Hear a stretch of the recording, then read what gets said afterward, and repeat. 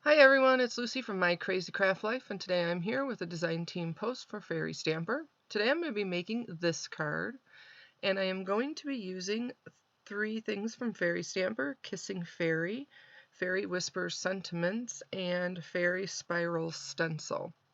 And I'm going to be giving you 2 ways to do foiling without having to use any type of machines, no laminators, nothing like that.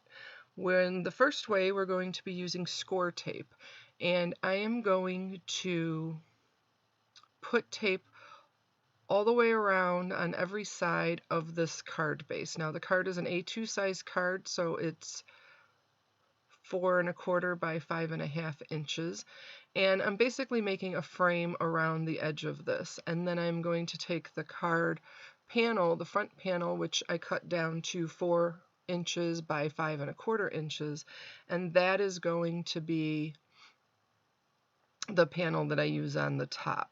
But this, I'm just kind of making that frame for the background of the card. Now this, I used 1/4 inch tape, so you have to use well, you don't have to use a card base, but my card base is a little bit larger than that, so that I can end up using that. So I use these 2 different color foils. One's kind of a pale green and one is more of a turquoise color. And I am just basically burnishing the foil onto the score tape. And this works great. Now you may not get that perfect, exact,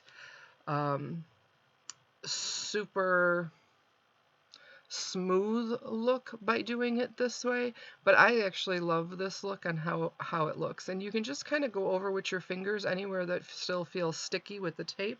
Just put the foil back on to get the foil onto it. Now the second way I'm going to be using foil is with glue. And this particular glue I'm using is art glitter glue. I'm using the stencil, and I'm going to put glue all over the stencil, and then I'm going to smooth it out.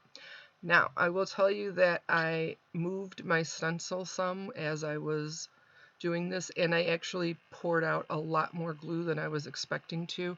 I don't normally use that bottle, and it had a lot larger top hole than I thought it was going to, so there was quite a bit on there. Now the thing I like about this is, one, you just rinse it off, clean it off a little bit, and you're done. So there's not really a lot of cleanup with it, but there's a lot of glue on this, and in general you don't want to use this much glue because you want it to be able to dry, because you're going to have it dry till it's tacky. So you don't want it to be completely dry, you want it to still be kind of sticky. Now I am using just a plain piece of cardstock that I had sitting there, and going to take off some of that excess. Now this will flatten it out and distort it a little bit, but with this stencil I don't think it really matters. So if you're looking for real precise stuff, you really want to make sure that you use a fine tip or something that's going to not smoosh all over the place, kind of like this one did. I still think this came out amazing, and I really am completely fine with how it turned out. But just for you, if you're doing it excuse me, and you want to make sure that you're not getting that glue everywhere, because you kind of see up on top there, I had that, or on the bottom now, that kind of splotch of where it all went. And like I said, you want it to dry until it's tacky. And it doesn't matter if you're doing it from a stencil point, if you're going to just use, glue out of the glue bottle with a real fine tip, which you'll see me do in a minute on the stamp.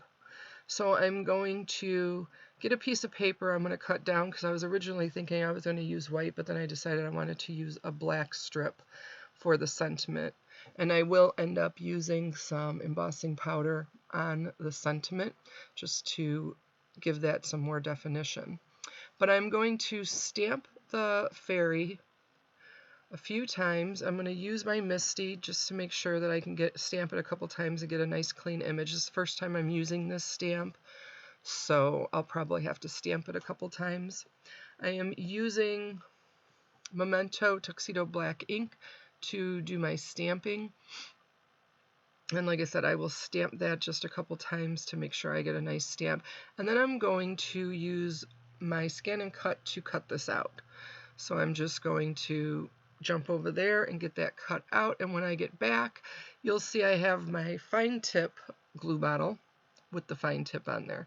And I'm going to outline the wings. I'll kind of color in the darker areas, you know, that have more thickness to them, just with the tip of the glue bottle. And this is real thin layer and lines that I'm putting on here.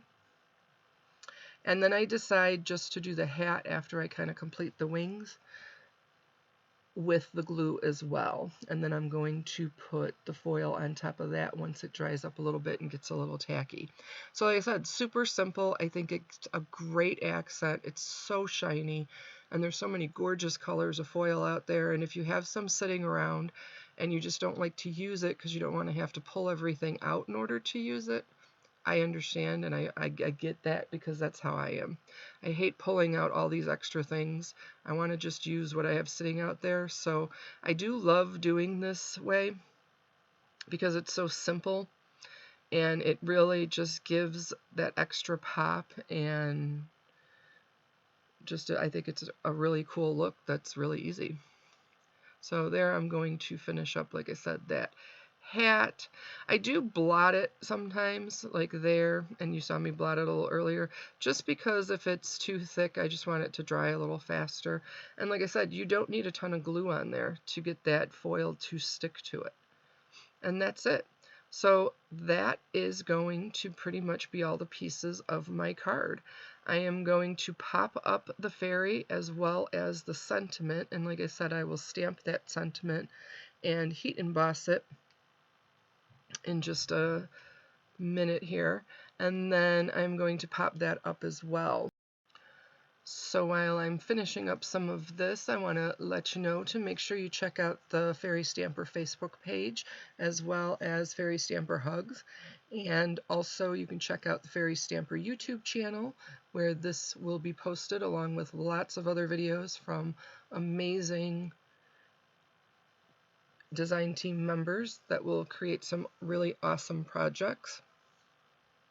And you can go to www.fairystamper.com to find all of these products, which I will have linked below, so that you can just hop over there if you want one of them. Now I am using some white embossing powder on that black strip. Now I did not use my embossing tool to make sure that I didn't get stuff that stuck all over the place. And I did have some that stuck, but I wasn't worried about it because I just wasn't worried about it. It still looked really good, and I think that sometimes that with the way the foil is and using this type of technique, that it's not perfect, and so that's kind of part of the great thing about it. So I'm just going to kind of figure out where I want everything. I'm going to end up cutting down that sentiment a bit. Here I am going to pop on the card panel onto that card base, and you see it has that nice foil border around it. And then, like I said, trim that down. I will pop that part up as well. And once I get these down, that will be it for this card. I hope you enjoyed these techniques, and like I said, I hope you start using some of those things that you have, such as foils, that you may not want to, with some easier techniques than having to pull everything out.